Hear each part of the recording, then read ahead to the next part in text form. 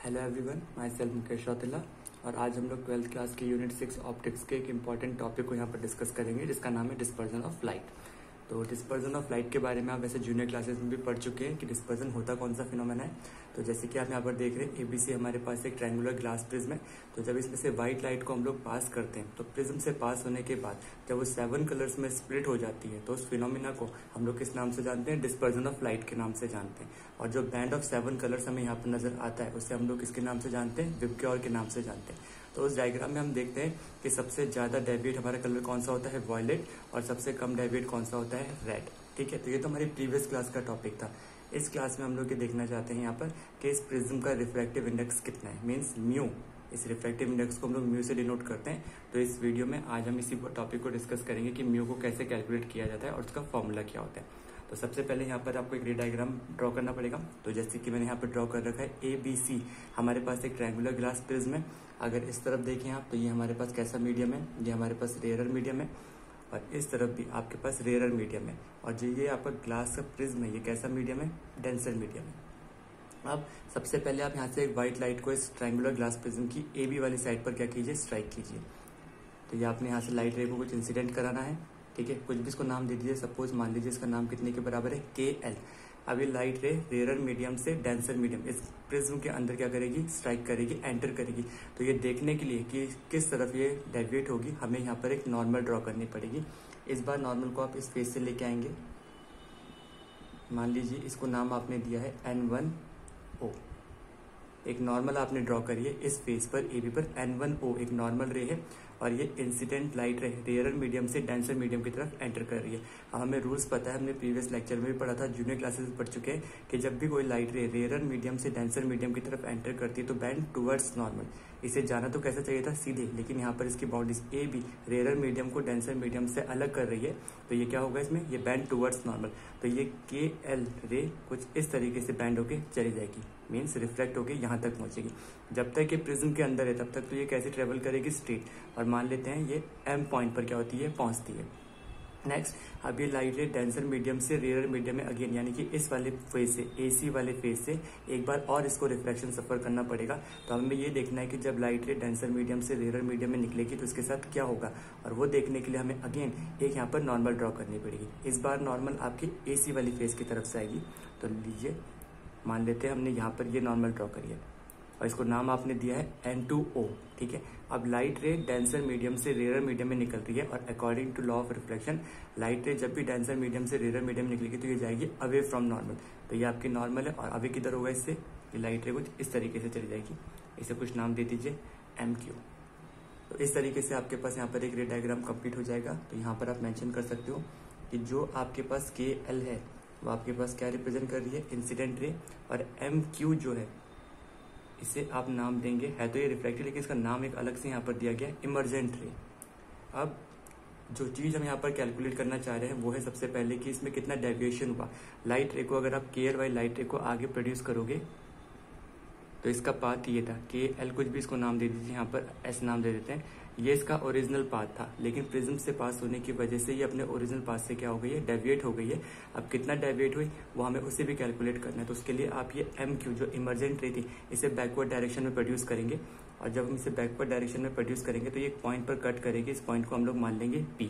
तो ये थी आपके पास ओरिजिनल इंसिडेंट रे और ये थी आपके पास फाइनल इमर्जेंट रे। जब इसे पीछे आपने प्रोड्यूस कर तो एक पॉइंट पर कट कर रही है, P पॉइंट पर, जिसपे एंगल बन रहा है और इस एंगल को हमने नाम दिया डेल्टा M। ये डेल्टा M ही आपका यहाँ पर क्या कहलाता है? Angle of minimum deviation. तो इस टॉपिक में हम इस एंगल ऑफ मिनिमम डेविएशन की वैल्यू को भी कैलकुलेट करेंगे, जिसकी हेल्प से बाद में आप बता सकते हो कि क्यों रेड कलर सबसे कम डेविएट होता है और वॉयलेट कलर सबसे ज्यादा डेविएट होता है। और साथ ही साथ हम इस प्रिज्म का रिफ्रैक्टिव इंडेक्स निकालने के लिए यानी कि म्यू निकालने के लिए भी एक फॉर्मूला डिराइव करेंगे। तो चलिए सबसे पहले इस सम डेविएशन की वैल्यू को कैलकुलेट करने के लिए कोशिश करते हैं। तो इसके लिए आपको सबसे पहले यहाँ पर कुछ ट्रायंगल्स लेने पड़ेंगे। जैसे कि आप सबसे पहले देखिए इन ट्रायंगल PLM, यहाँ पर एंगल ऑफ इंसिडेंस और एंगल ऑफ रिफ्लेक्शन को मेंशन करते हैं पहले। तो ये आपके पास इंसिडेंट रे है और ये आपके पास नॉर्मल रे है। तो इंसिडेंट रे नॉर्मल रे के साथ हमेशा बनाती है एंगल ऑफ इंसिडेंस। तो यहाँ पर दो सरफेसेस है इसलिए इसके सफिक्स में हमने यहाँ पर मान लिया कि ये कितना है? I1 के बराबर है। अगेन ये आपके पास नॉर्मल रे आ रही थी और ये आपके पास रिफ्लेक्टेड रे है। तो ये जो एंगल आपके पास बनेगा इसे आप लोग किस नाम से जानते हैं, एंगल ऑफ रिफ्रैक्शन। फर्स्ट बार जो रिफ्रैक्शन हुआ होगा, अगेन ये लाइट रे यहाँ से ट्रेवल करती हुई एम तक पहुँचती है और N2 को अगेन एक और नॉर्मल है, तो रिफ्रैक्टेड रे इस नॉर्मल रे के साथ कितना एंगल बनाएगी, R2। और फाइनली ये रे जब इमर्जेंट रे बाहर निकलती है वो इस नॉर्मल रे के साथ कितना एंगल बना रही होगी, उसे हम लोग नाम देंगे I2। जब आगे हम लोग इसके न्यूमेरिकल्स करेंगे तो उसमें आप देखोगे इस I2 को हम लोग इमर्जेंट एंगल के नाम से भी जानते हैं, ई से भी डिनोट करते हैं। तो इस तरीके से हमारी कंप्लीट डायग्राम यहाँ पर होता है। उम्मीद आपको ये समझ में आ गया होगा। अब इस मिनिमम डेविएशन की हम लोग क्या करते हैं, कैलकुलेशन करते हैं, क्योंकि प्रैक्टिकल के पॉइंट ऑफ व्यू से भी बहुत इंपॉर्टेंट टॉपिक है। चलिए तो सबसे पहले यहाँ पर स्टार्ट करते हैं। इन ट्राइंगल PLM, आपको एक ट्रायंगल नजर आ रहा होगा यहाँ पर, इन ट्रायंगल PLM। और ट्रायंगल की जो प्रॉपर्टी होती है आपको पता है, इंटीरियर एंगल का सम एक्सटीरियर एंगल के क्या होता है, बराबर आता है। तो हम यहाँ पर देख रहे हैं कि डेल्टा M इस ट्रायंगल के लिए एक्सटीरियर एंगल है और ये एंगल इसके लिए क्या है, इंटीरियर एंगल है। तो यहाँ पर आप लोग लिख सकते हैं delta M is equal to angle PLM plus angle PML। इन दोनों एंगल का जो सम होगा वो इस एक्सटीरियर एंगल के बराबर होगा। अब again delta M is equal to, अब एंगल PLM की वैल्यू आपको फाइंड आउट करनी है। अगर गौर से देखोगे इसे तो ये पूरा का पूरा I1 है, तो ये वाला पोर्शन भी कितना होगा, पूरा I1, वर्टिकली अपोजिट एंगल्स। लेकिन इसमें से इतना हिस्सा कितने के बराबर है, R1 के बराबर है। तो ये वाला एंगल आपके पास कितना रह जाएगा, उसकी वैल्यू आएगी I1 माइनस R1। तो यहाँ पर लिख दीजिए PLM की जगह I1 minus R1 plus similarly PML triangle में अगर ये एंगल I2 है तो ये पूरा वाला एंगल भी कितना होगा, I2 के बराबर होगा। लेकिन हमें सिर्फ इतनी वैल्यू चाहिए तो कितने के बराबर होगा, I2 माइनस R2 के बराबर। तो ये आपके पास आ जाएगा I2 माइनस R2। अब हमें सिंप्लीफाई करना है इसे, तो del M is equal to, I वाले एक साथ ले लेते हैं, I1 प्लस I2, इन दोनों में से माइनस साइन कॉमन लेके आपके पास बच जाएगा R1 प्लस R2। इसे आप फर्स्ट इक्वेशन मान के साइड में रख सकते हैं। अगेन अब हमें यहाँ पर एक ट्रायंगल और दिख रहा है OLM, इन ट्रायंगल OLM। इस ट्रायंगल की क्या प्रॉपर्टी होती है ये भी आपको पता है कि तीनों एंगल का जो सम होता है वो कितने के बराबर होता है, 180 डिग्री। तो आप यहाँ पर लिख सकते हो R1 plus R2 plus angle O जो होगा इनका सम कितने के बराबर आएगा, 180 डिग्री के बराबर। इसे आप लोग सेकंड इक्वेशन मान लीजिए। और एक आपको यहाँ पर क्वाड्रिलेटरल दिख रहा होगा, इन क्वाड्रिलेटरल ALOM, यहाँ पर ALOM एक क्वाड्रिलेटरल बन रहा है। और क्वाड्रिलेटरल की प्रॉपर्टी होती है कि अपोजिट एंगल का सम जो होता है कितने के बराबर होता है, 180 डिग्री के बराबर। तो हम एक एंगल लेंगे A और एक लेंगे इसको, तो angle A plus angle O is equal to कितने के बराबर आ जाएगा, 180 डिग्री के बराबर। और इसे हम लोग थर्ड इक्वेशन लेंगे। अब इन्हें सॉल्व करके हम लोग यहाँ पर वैल्यूज फाइंड आउट करेंगे। तो इक्वेशन सेकंड और थर्ड को अगर आप देखोगे तो इनकी राइट हैंड साइड कैसी है, 180 के बराबर। तो इनकी लेफ्ट हैंड साइड भी आपस में क्या आ जाएंगी, इक्वल आ जाएंगी। तो ऑन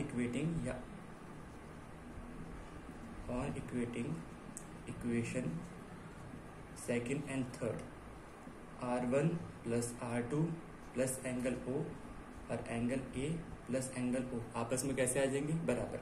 तो यहाँ पर आप लोग देख रहे हो एंगल O से एंगल O क्या हो जाएगा, कैंसिल। और हमें R1 प्लस R2 की जो वैल्यू है वो कितने के बराबर मिल जाएगी, एंगल A के बराबर मिल जाएगी। इस वैल्यू को ध्यान से समझना, ठीक है।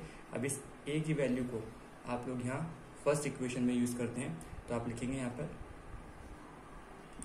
From first equation. अब फर्स्ट इक्वेशन के लिए आप लोगों को ध्यान से समझना पड़ेगा। यहाँ पर डेल्टा M कितने के बराबर है, I1 प्लस I2 और माइनस R1 प्लस R2 की वैल्यू इस इक्वेशन से A के बराबर है, ये माइनस A के बराबर आ जाएगा। I1 plus I2 minus A के बराबर। तो यहाँ पर से एक फॉर्मूला आपके पास आ जाएगा डेल निकालने का, कि आप इस फॉर्मूले से भी मिनिमम डेविएशन को क्या कर सकते हो, कैलकुलेट कर सकते हो। इतनी बात समझ में आती है, ठीक है। अब अगेन ये इक्वेशन को ध्यान से समझ लीजिएगा। और यहाँ पर अब हम इसका और फॉर्मूला भी ड्राइव करते हैं। ये तो एक टर्म है हमारे पास, अब हमें दूसरा फॉर्मूला इसका निकालना है। तो आपको पता है अकॉर्डिंग टू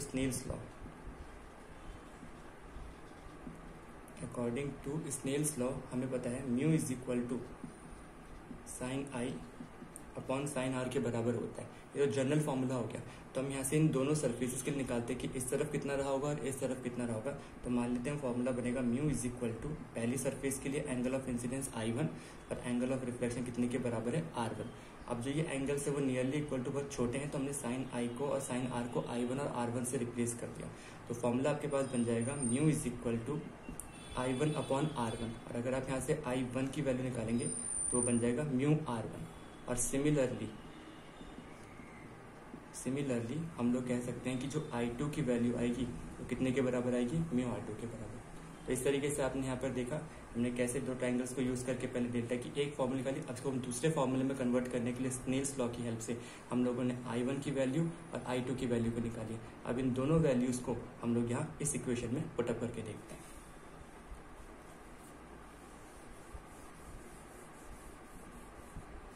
चलिए, तो डेल एम आपके पास ऐसा ही है, del M is equal to यहाँ से I1 की वैल्यू म्यू R1 और I2 की वैल्यू म्यू R2 को इसमें पुटअप करते हैं। तो I1 की जगह आ जाएगा आपका म्यू R1, I2 की जगह आ जाएगा म्यू R2 और माइनस ए यहाँ पर चली जाए। अब इसमें से आप लोग म्यू को कॉमन निकाल दो, R1 plus R2 minus A is equal to, और अभी आपने देखा था कि R1 प्लस R2 ए के बराबर था, तो म्यू और R1 प्लस R2 की जगह ए माइनस ए, और इन दोनों में से ए को कॉमन निकाल देते हैं तो फॉर्मूला बच जाएगा म्यू माइनस। ये आपके पास मिनिमम डेविएशन को कैलकुलेट करने का एक फॉर्मूला निकल के आ जाएगा। एक फॉर्मूला आपके पास इस फॉर्म में आए कि delta M is equal to I1 plus I2 minus A, और एक आपके पास फॉर्मूला आ जाएगा delta M is equal to A mu minus 1। ये दो फॉर्मूले आपके इस ट्राइंगल के मिनिमम डेविएशन को कैलकुलेट करने के काम आ सकते हैं। ठीक है, अब अगेन हमको थोड़ा सा क्या करना है, इसका रिफ्रैक्टिव इंडेक्स भी निकालना है। तो रिफ्रैक्टिव इंडेक्स निकालने के लिए थोड़ी सी हमको यहाँ पर कंस्ट्रक्शन करनी पड़ेगी, और थोड़ा सा आप क्या कीजिए, इसके लिए लेट कर लीजिए कि लेट I1 और I2 जहां पर भी आएगा उसको हम I लेट कर लेंगे, और R1 और R2 जहां पर भी आएगा हम उसे R लेट कर लेंगे। तो अभी आपने देखा था कि R1 प्लस R2 ए के बराबर था, सिंस हमें पता है R1 प्लस R2 ए के बराबर है, तो इस इक्वेशन को यहाँ पर पुटअप कर देते हैं। तो ये भी R, ये भी R और ये A, ये 2R is equal to A, और I की वैल्यू हमारे पास यहाँ पर से आ जाएगी A/2। इतनी बात समझ में आती है आपको? ठीक है, अगेन अभी आपने देखा था कि डेल्टा M जो है वो I1 प्लस I2 माइनस ए के बराबर है। अब इसे यहाँ से पुटअप कीजिए इस कंडीशन को इसमें, तो delta M is equal to I1 की जगह I, I2 की जगह I और माइनस ए। तो डेल्टा M की वैल्यू आ रही है 2I माइनस ए, और हमें यहाँ से I की वैल्यू निकालनी है। तो I की जो वैल्यू है वो आपके पास आ जाएगी डेल्टा M प्लस ए अपॉन 2। ये लीजिए, ये आपके पास R की और I की वैल्यू आ गई। अब again according to Snell's law हमें पता है mu is equal to sine I upon sine R के बराबर होता है। यहाँ से I की वैल्यू और R की वैल्यू पुटअप कर दो, तो साइन I की जगह आ जाएगा डेल्टा M प्लस ए अपॉन 2, और साइन R की जगह आ जाएगा साइन A/2। तो ये जो आपके पास फॉर्मूला निकल के आया है, इस फॉर्मूले की हेल्प से हम लोग इस ट्रायंगुलर ग्लास प्रिज्म का क्या निकाल सकते हैं, रिफ्रैक्टिव इंडेक्स निकाल सकते हैं। तो इस तरीके से आप लोगों ने देखा कि कैसे हम लोगों ने एक प्रिज्म का रे डायग्राम ड्रॉ करके उससे एंगल ऑफ मिनिमम डेविएशन को कैलकुलेट करा, और दूसरा हम लोगों ने उसके रिफ्रैक्टिव इंडेक्स के लिए फॉर्मूला क्रिएट करा। अब इन फॉर्मूलों को यूज करते हुए यानी कि डेल के लिए और म्यू के लिए हम न्यूमेरिकल्स भी सॉल्व करके देख सकते हैं। तो चलिए एक न्यूमेरिकल करके देखते हैं इसका फटाफट से। तो देखो यहाँ पर हमारे पास एक क्वेश्चन है, a thin prism of 6 degree angle gives a deviation of 3 degree, what is the refractive index of the prism. जैसे हम लोगों ने अभी यहाँ पर डेल्टा एम के लिए एक फॉर्मूला लिखा, तो इस बार उसने हमको डेविएशन पहले से दे रखा है कि एक लाइट रे है जिसमें कि एंगल ऑफ प्रिज्म किसके बराबर है, 6 डिग्री के बराबर है, और जब लाइट रे उसमें से पास होकर जाती है तो कितना डेविएट होती है, 3 डिग्री पर डेविएट होती है। तो इस प्रिज्म का हमको रिफ्रैक्टिव इंडेक्स निकाल के बताना है। तो अभी हमने एक फॉर्मूला डिराइव करके बताया था आपको। तो पहले गिवन चीजें लिख लेते हैं कि एंगल ऑफ प्रिज्म ए से डिनोट करते हैं वो 6 डिग्री के बराबर, और डेल्टा जो आपके पास है वो है 3 डिग्री के बराबर। तो हमें म्यू निकाल के बताना है। तो इन तीनों का रिलेशन अभी मैंने आपको बताया था कि डेल्टा इज इक्वल टू कितने के बराबर होता है, म्यू माइनस 1 अपॉन ए, अभी हम लोगों ने निकाला था। तो डेल्टा की जगह यहाँ पर वैल्यू पुटअप कर दीजिए 3 is equal to mu minus 1, और ए के लिए क्या आ जाएगा यहाँ पर 6 डिग्री। तो म्यू माइनस 1 सिंपली करना है आपको, सिंप्लीफाई करें उससे, म्यू माइनस 1 को वहीं छोड़ देते हैं और 6 को 3 के नीचे ले आते हैं, तो 3 अपॉन 6। तो अगर डिवाइड करने के बाद आप देखोगे तो कितने के बराबर आएगा, 0.5 के बराबर। और क्योंकि आपको म्यू की वैल्यू चाहिए तो इस 1 को इधर भेज देंगे, तो 1 प्लस 0.5, तो आपके पास आंसर कितना आ जाएगा, म्यू इज इक्वल टू 1.5। तो इस तरीके से आप लोगों ने यहाँ पर देखा कि कैसे आप लोग डेविएशन का फॉर्मूला यूज करके रिफ्रैक्टिव इंडेक्स निकाल सकते हो, या फिर अगर आपको नेक्स्ट क्वेश्चन में रिफ्रैक्टिव इंडेक्स दे रखा हो तो आप डेविएशन भी यहाँ पर क्या कर सकते हो, कैलकुलेट कर सकते हो। तो उम्मीद है कि ये टॉपिक आपको अच्छे से समझ में आएगा। बोर्ड के पॉइंट ऑफ व्यू से बहुत इंपॉर्टेंट टॉपिक है और ये पेपर में बहुत बार पूछा, प्रैक्टिकल के पॉइंट ऑफ व्यू से बहुत इंपॉर्टेंट है क्योंकि इसका आपके पास प्रैक्टिकल बैग है जिसको हम लोग नेक्स्ट वीडियो में डिस्कस करेंगे। तो तब तक इस वीडियो को ध्यान से देखिए और कुछ भी प्रॉब्लम हो तो प्लीज़ पूछ सकते हैं।